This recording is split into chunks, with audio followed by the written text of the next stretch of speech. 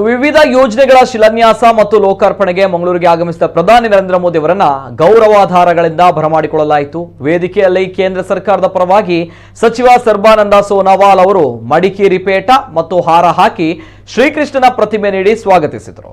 BJP ಪರವಾಗಿ ಸಂಸದ ನಳಿನ್ ಕುಮಾರ್ ಕಟೀಲ್ ಅವರು ಕರಾವಳಿಯ ವಿಶಿಷ್ಟವಾದ ಮಂಗಳೂರು ಮಲ್ಲಿಗೆಯ ಹಾರ ಹಾಕಿ ಮತ್ತು ರಾಜ್ಯ ಸರ್ಕಾರದ ಪರವಾಗಿ ಮುಖ್ಯಮಂತ್ರಿ ಬಸವರಾಜ ಬೊಮ್ಮಾಯಿ ಅವರು ಪರಶುರಾಮನ ಮೂರ್ತಿ ನೀಡಿ ಪ್ರಧಾನಿ ಮೋದಿ ಅವರಿಗೆ ಸ್ವಾಗತವನ್ನ ಕೋರಿದರು.